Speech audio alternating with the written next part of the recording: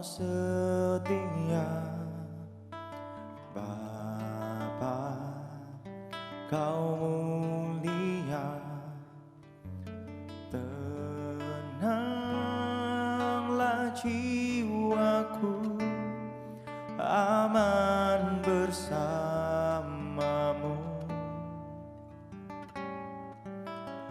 Lebih dari harta, Kaulah segalanya. Tenanglah jiwaku dalam hadirat-Mu. Kau tunjukkan kasih setiamu, Kau menyediakan yang ku perlu. Kau setia, Kau mulia, dulu, sekarang, dan selamanya. Kau tunjukkan kasih setiamu, Kau menyediakan yang ku perlu. Kau setia, Kau mulia, Bapa, Kau setia.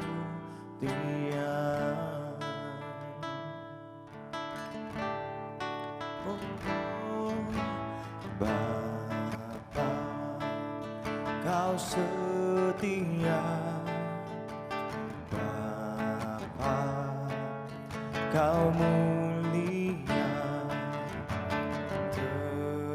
Tenanglah jiwaku, aman bersamamu. Lebih dari harta, Kaulah segalanya. Tenanglah jiwaku dalam hadirat-Mu. Kau tunjukkan kasih setiamu, Kau menyediakan yang ku perlu. Kau setia, Kau mulia, dulu, sekarang, dan selamanya.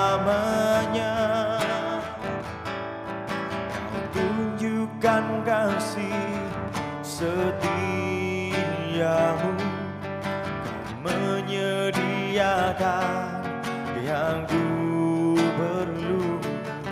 Kau setia, Kau mulia, Bapa, Kau setia.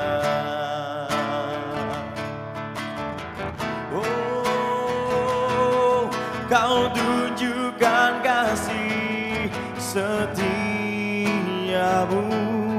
Kau menyediakan yang ku perlu. Kau setia, Kau mulia, dulu, sekarang, dan selamanya. Kau tunjukkan kasih setiamu, Kau menyediakan yang ku perlu. Kau setia, Kau mulia, Bapa, Kau setia.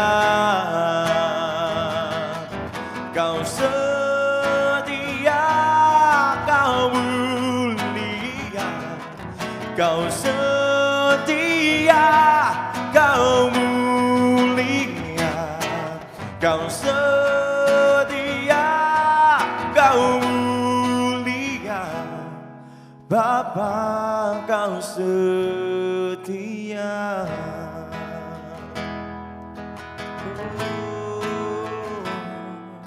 Haleluya.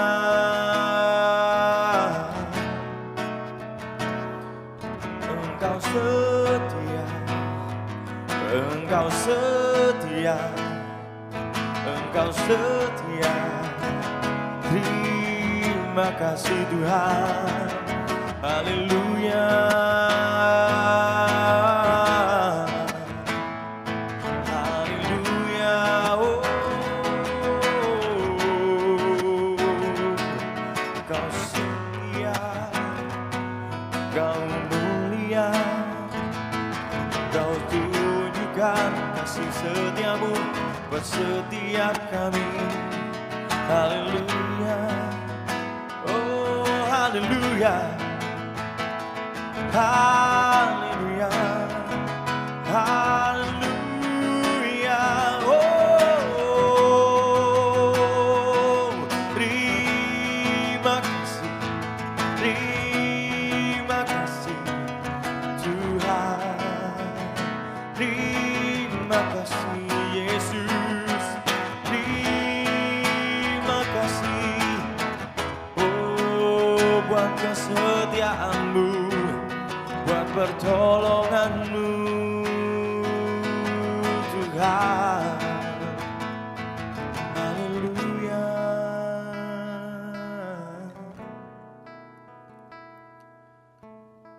Selama ku hidup, apapun musimku, ku percaya kebesaran-Mu, kekuatanku di dalam-Mu. Ku serahkan hidupku,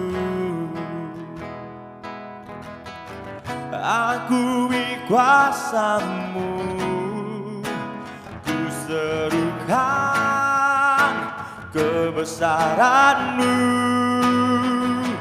Masa depanku terjaga di tangan-Mu.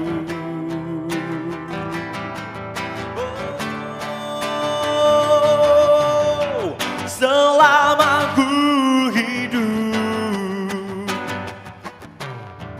apapun musimku, ku percaya kebesaran-Mu, kekuatanku di dalam-Mu. Oh, ku serahkan hidupku, akui kuasa-Mu, ku serukan kebesaran-Mu. Masa depanku terjaga di tangan-Mu, ku serukan kebesaran-Mu. Masa depanku terjaga di tangan-Mu, ku serukan kebesaran-Mu. Masa depanku terjaga di tangan-Mu.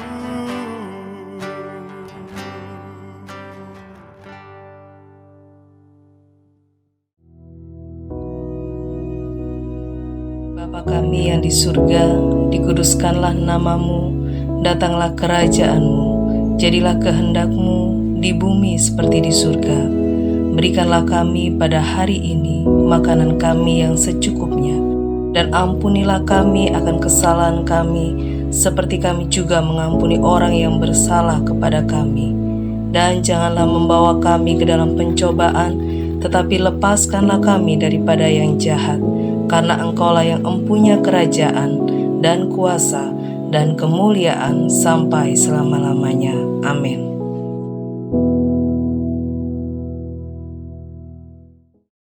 Shalom Bapak Ibu Saudara sekalian dikasihi Tuhan. hari-hari ini di Surabaya suhu udaranya begitu panas luar biasa. Dan ketika anak saya mengukur kemudian mengatakan, "Ma, ini suhunya lebih kurang hari-hari ini 32 derajat," gitu ya. Nah, jadi begitu panas dan sehingga mudah berkeringat, ya kami mudah berkeringat, kemudian mudah haus. Nah, berbicara soal kehausan, saya teringat bagaimana ketika saya membaca peristiwa di Hiroshima dan Nagasaki ketika dua kota ini setelah dibom, maka orang-orang yang penduduk yang ada di sana itu mereka minum air ya karena terpaksa yang ada dengan air seadanya dan air itu beracun, tapi karena haus maka terpaksa diminum. Maaf kata, ada sebuah kisah juga ketika di sebuah tempat di Afrika ketika musim kering maka terpaksa orang-orang minum air seni. Ya. Nah itu karena kondisi manusia yang pada dasarnya membutuhkan air. Bahkan menurut catatan bahwa sekitar 60% dari bagian tubuh manusia dewasa, orang dewasa itu terdiri dari cairan 60%, kalau untuk anak-anak sekitar 80%. Nah sehingga kebutuhan akan air, kalau menurut hitungan secara ini ya umum gitu untuk laki-laki dewasa sekitar 8 sampai 10 gelas, untuk perempuan dewasa 7 sampai 9 gelas, untuk anak-anak 5 sampai 7 gelas per hari. Nah, jadi kebutuhan ini luar biasa. Karena tubuh kita ini banyak terdiri dari cairan. Nah, itu sebabnya kita selalu membutuhkan cairan untuk masuk dalam tubuh kita. Saya ingat ketika kami ya sekeluarga berada di sebuah tempat di Singapura. Nah waktu itu kami sudah bawa bekal minuman, tetapi karena di tempat wisata itu kami seharian ya, sehingga rasa haus yang luar biasa, minuman yang kami bawa itu tidak terasa cepat habis. Tapi untuk membelinya itu kami harus mengeluarkan sekian dolar. Nah ada tempat-tempat di sana itu dengan membuka keran air langsung bisa diminum, tetapi ketika di tempat-tempat tertentu air dijual dengan harga yang lumayan, ya merogoh kocek karena harganya senilai air mineral satu botol besar itu senilai sekian dolar. Nah Bapak Ibu Saudara sekalian, betapa manusia itu membutuhkan air. Kalau tanpa air manusia kekurangan air bisa jadi dehidrasi. Saya ingat ketika suatu saat saya sedang waktu itu cinta mula-mula kepada Tuhan, ya sedang berpuasa. Ya.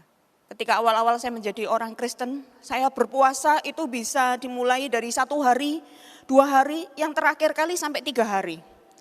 Dan puasa pada waktu itu dengan pemahaman saya yang terbatas, saya puasanya bukan hanya tidak makan tetapi juga tidak minum.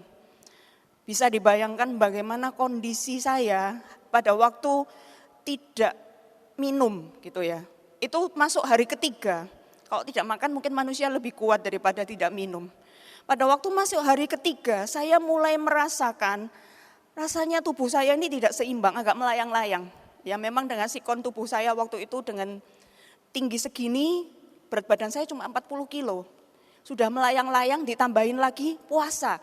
Puasanya termasuk tidak minum. Pada hari yang ketiga saya rencana mau buka puasa itu malam gitu ya, karena udah terasa lemes gitu ya.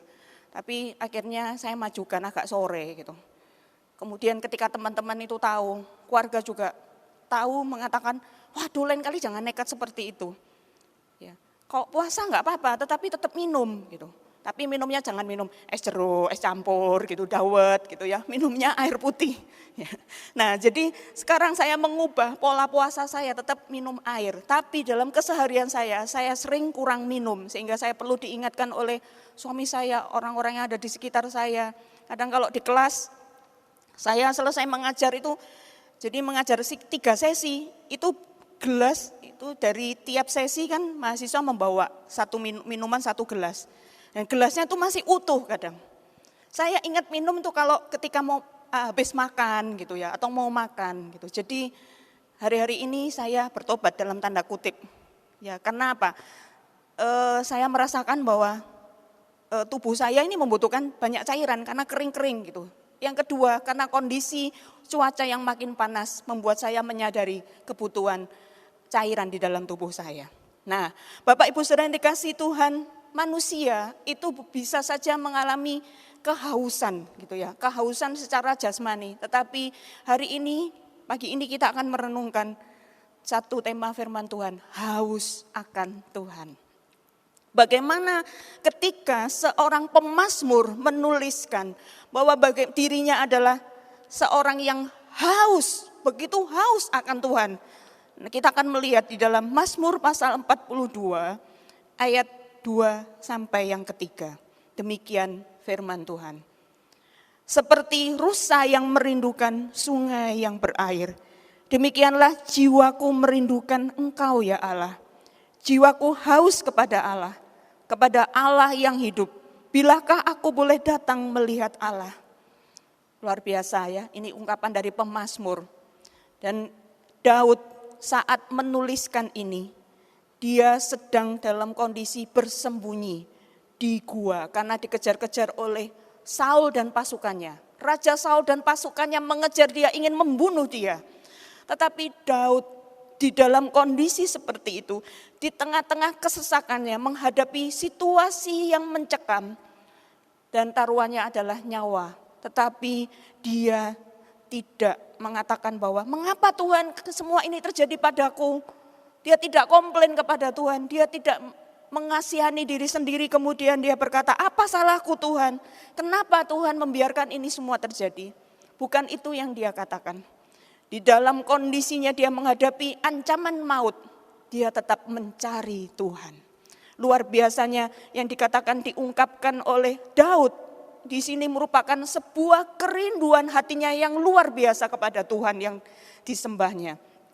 Hatinya begitu rindu, sebegitu rindunya sehingga dia menggambarkan dirinya seperti rusa yang haus akan sungai yang berair. Saya teringat sebuah lagu ketika saya masa-masa awal menjadi orang percaya kepada Tuhan Yesus. Lagu seperti rusa yang merindukan sungai yang berair. Ya kira-kira seperti ini ya. Lagunya seperti rusa, rindu akan sungaimu. Ya, teksnya itu sama persis dengan ayat ini. Ya, jiwaku haus akan Tuhan. Dan ketika saya menyanyikan lagu itu di dalam doa secara pribadi, maka saya akan merasakan betapa Tuhan itu dekat. Saya meneteskan air mata. Saya merasakan juga rasa yang haus akan Tuhan. Nah, ketika Daud mengungkapkan ini, saya bertanya, kenapa Daud menggambarkan dirinya seperti rusa? Bukan binatang yang lain, misalnya Raja Wali atau singa, yang raja hutan yang lebih hebat gitu ya dibandingkan rusa. Nah, seperti yang kita lihat kalau dulu ada Discovery Channel ya di televisi, ketika ada tayangan tentang binatang-binatang yang hidup di berbagai benua gitu. Nah, salah satu yang menarik di channel televisi itu di tengah-tengah musim kemarau di Serengeti, Afrika, maka di sungai-sungai itu sepanjang hutan akan mengalami kekeringan. Tetapi pasti masih ada tersisa satu kubangan air di mana binatang-binatang akan menuju ke kubangan air itu untuk meminum. Termasuk diantaranya adalah rusa. Nah, Bapak Ibu yang dikasihi Tuhan, rusa ini punya indera penciuman yang tajam. Dia bisa tahu, punya sensitivitas, ya lebih sensitif untuk mencium aroma apapun. Termasuk walaupun air itu tidak beraroma, tapi dia tahu ciri-cirinya tempat-tempat mana yang ada air. Ya, air yang segar gitu. Dan rusa sekalipun punya kelebihan seperti itu, tetapi dia punya juga kekurangan dan dia tidak punya perlindungan diri. Sehingga sewaktu-waktu dia bisa menghadapi bahaya. Ya, jadi ketika dia menuju ke tempat kubangan air itu bisa saja tiba-tiba ada singa datang dan siap menerkamnya. Karena dia tidak punya, di dalam dirinya tidak ada potensi untuk perlindungan diri, dia kalah kuat dibandingkan dengan binatang-binatang hutan lainnya. Tetapi rusa mau nggak mau ketika dia haus, dia harus menuju ke kubangan air itu dengan segala resikonya, dengan segala konsekuensi yang dihadapi. Ketika dia masuk ke dalam kubangan air untuk meminum air yang ada di dalam kubangan, bahaya yang berikutnya adalah buaya-buaya tiba-tiba muncul bisa menerkam dia. Tetapi kehausannya itu membuat dia rela mempertaruhkan nyawanya sekalipun, mempertaruhkan dirinya untuk dia bisa mencapai dan bisa menikmati air yang ada di kubangan itu. Ya, Bapak Ibu yang dikasihi Tuhan, ketika saya merenungkan ini, saya merenungkan bahwa rusa yang demikian itu dijadikan penggambaran oleh Daud. Bahwa kerinduan Daud yang luar biasa kepada Tuhan bagaikan orang yang haus dan siap dengan resiko apapun ketika dia menghadapi kondisi kekelaman sekalipun. Ada bagian teks di dalam Mazmur yang dia tulis, contohnya Mazmur 23. Dia mengatakan, bahkan sekalipun aku berjalan dalam lembah kekelaman. Ya, dalam lembah kekelaman. Nah, lembah kekelaman itu di dalam bahasa aslinya Salmawet. Kekelaman di situ tidak hanya berbicara tentang, kalau saya dulu sebelum belajar bahasa asli, waktu saya belum kuliah, masih jadi petobat pemula, saya baca Mazmur 23 itu seneng banget ya. Karena ada mengarah hubungan personal dengan Tuhan, secara pribadi dengan Tuhan. Tuhan adalah gembalaku gitu. Nah itu jadi ketika sampai di bagian lembah kekelaman, saya membayangkan lembah kekelaman itu lembah yang gelap, sunyi, sepi, lembah yang mencekam, tetapi ternyata di dalam teks bahasa asli berkata lembah kematian. Lembah bayang-bayang maut, dan bukan hanya sekedar lembah yang mengerikan, tetapi lembah yang mengancam jiwa. Daud mengatakan sekalipun, ya, dan diawali dengan kata bahkan, sekalipun aku berada di dalam lembah kematian, aku tidak takut bahaya. Ada penegasan di situ dalam arti aku sama sekali tidak takut bahaya karena Tuhan besertaku. Kehausan Daud akan Tuhan, keintimannya dengan Tuhan dan membuat dia selalu rindu akan Tuhan. Itu tidak bisa dihalangi, dibatasi dengan kondisi apapun. Sekalipun waktu itu dia dalam kondisi serba sulit. Ya, dia selalu dikejar-kejar oleh musuh-musuhnya walaupun dia sebenarnya tidak punya musuh, tetapi dia yang dimusuhi. Bapak Ibu yang dikasihi Tuhan, di dalam Alkitab dikatakan bahwa di dalam Matius pasal 5 ayat yang ke-6, demikian firman Tuhan, berbahagialah orang yang lapar dan haus akan kebenaran, karena mereka akan dipuaskan. Jadi orang yang lapar dan haus akan kebenaran, ini berbicara tentang kehausan akan perkara-perkara yang rohani, akan kebenaran, kehausan akan Tuhan dan firman-Nya. Ya, jadi kehausan itu bisa aspek jasmani, tapi juga bisa aspek jiwanya. Jiwa kita juga kadang-kadang bisa merasa haus. Ya. Rohani kita, spiritual kita juga butuh disegarkan. Dan itu hanya bisa terpenuhi ketika kita berjumpa secara pribadi dengan Tuhan. Yaitu Tuhan Yesus Kristus. Bapak Ibu yang dikasihi Tuhan, ketika dikatakan berbahagialah di dalam Matius pasal 5, di situ tidak hanya berbicara tentang berbahagia, tetapi diberkatilah. Dalam teks aslinya berbicara tentang diberkatilah. Jadi diberkatilah orang yang lapar dan haus akan kebenaran. Setiap orang yang haus akan kebenaran, maka dia akan memperjuangkan itu. Dia ingin mendapatkan kebenaran itu. Nah, itu sebabnya setiap manusia pada dasarnya di dalam dirinya itu ada sebuah kekosongan ketika dia belum mengalami perjumpaan secara pribadi dengan Tuhan. Beberapa waktu yang lalu, ya karena kemurahan Tuhan, saya berkesempatan mengajar sebuah kelas yang unik, di mana di dalamnya terdapat berbagai macam beragam mahasiswa dari latar belakang agama, etnis, dan latar belakang budaya yang berbeda. Tapi di situ ketika kami mendiskusikan sebuah film yang berjudul Pike. Ya, ada banyak respon yang menarik yang disampaikan oleh mahasiswa. Pike ini sebuah film tentang bagaimana seseorang yang seperti bagaikan alien ya, turun dari planet yang lain, kemudian di muka bumi ini dia bingung, dia beradaptasi, dan dia ketika dia mengalami kesulitan karena detektor untuk dia bisa kembali ke planet yang tempat dia tinggal itu diambil oleh orang, dirampas oleh orang sehingga dia tidak bisa kembali ke tempat asalnya. Dan di bumi dia membutuhkan pertolongan. Dia berusaha minta tolong kepada Tuhan. Tuhan dalam tanda kutip karena dia dalam pencarian akan Allah. Sehingga dia melakukan banyak cara termasuk berupaya mengikuti ritual-ritual keagamaan yang ada. Dan itu upaya manusia untuk mencari Tuhannya. Mencari pertolongan Tuhan, mengisi kekosongan dirinya. Tetapi di situ dikatakan bahwa dia seringkali salah sambung. Salah sambung.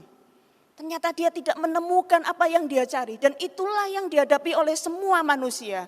Ketika mencari berusaha untuk menjangkau Allah yang tidak terbatas. Allah yang transenden, yang jauh di sana. Maka manusia itu membutuhkan satu hal, bahwa Tuhan itu yang turun ke bawah menjangkau. Yaitu Yesus Kristus menjadi manusia untuk menjangkau kita. Sehingga kita bisa mengenal Dia. Kita bersyukur kehausan kita akan Tuhan itu dipenuhkan ketika kita mengalami perjumpaan secara pribadi dengan Tuhan Yesus.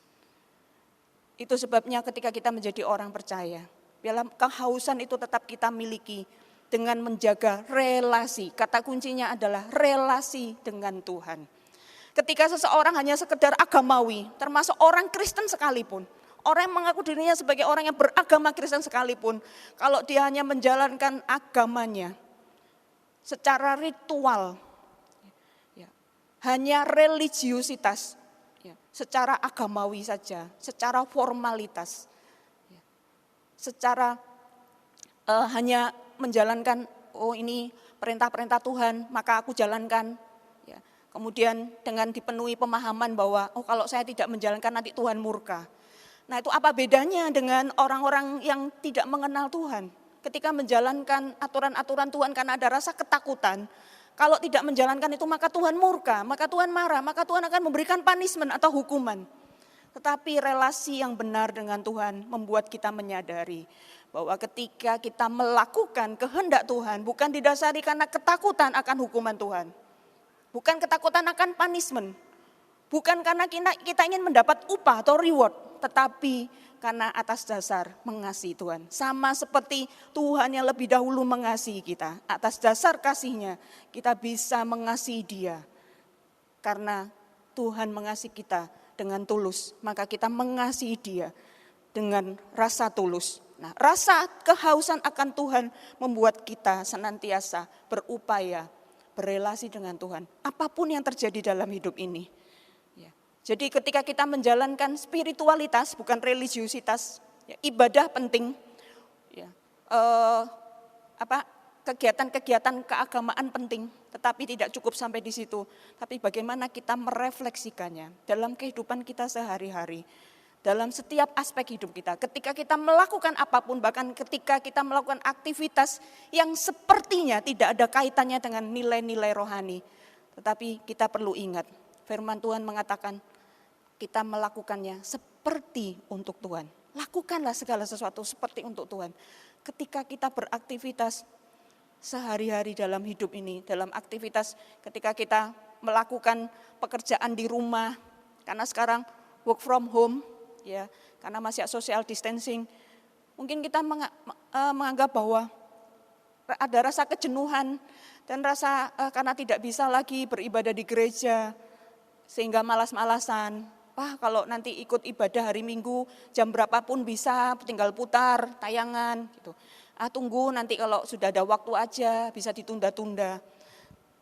Nah itu bisa menjadikan kita mulai rasa haus kita ini mulai menurun gitu. Mari kita belajar seperti Daud dalam kondisi apapun. Kita tetap merindukan Tuhan, melebihi segalanya. Karena Tuhan selalu merindukan kita untuk kita berelasi dengannya. Ketika kita berelasi dengan Tuhan maka kekuatan yang baru, damai sejahtera, sukacitanya, melewati masa-masa yang sulit sekalipun, pemeliharaannya. Shalom itu damai sejahtera dengan satu paket keselamatan, damai sejahtera, sukacita, perlindungan, kebahagiaan itu akan Tuhan berikan bagi setiap kita. Amin firman Tuhan, mari kita berdoa. Bapa di surga, kami rindu dan kami ingin memiliki rasa haus yang terus-menerus akan Engkau. Seperti Daud di dalam kondisi ketika terancam sekalipun, ketika nyawanya menjadi taruhan sekalipun, dia tetap mengutamakan Tuhan, dia tetap mencari Tuhan. Kalau saat-saat ini, hari-hari ini kami mulai merasa lemah, merasa letih, merasa jenuh dan lesu dengan kondisi ketika kami tidak bisa beribadah di gereja, namun kami beribadah di rumah. Mungkin ada di antara kami yang merasakan kejenuhan. Kami mohon kesegaran yang baru Tuhan. Bagaikan rusa yang rindu akan sungai yang berair. Kami merindukan Engkau. Biar kesegaran dari Tuhan itu memenuhi hati kami, memenuhi jiwa kami, memenuhi roh kami. Sehingga kami senantiasa rindu dan haus untuk berelasi dengan Engkau Tuhan. Untuk menjaga hubungan intim dengan Engkau. Melalui ibadah kami, melalui kehidupan kami sehari-hari. Melalui disiplin rohani yang kami lakukan meskipun kami melakukannya sendiri dan tidak ada orang yang melihatnya. Namun kami melakukannya seperti untuk Engkau dan bukan untuk manusia. Terima kasih Bapa. Hidup kami sepanjang hari ini kami tetap serahkan dalam pimpinan-Mu. Apa yang kami kerjakan, apa yang kami lakukan, kiranya boleh menyenangkan hati-Mu. Dan kami boleh kembalikan untuk kemuliaan nama Tuhan. Kami bersyukur di dalam nama Tuhan Yesus. Amin.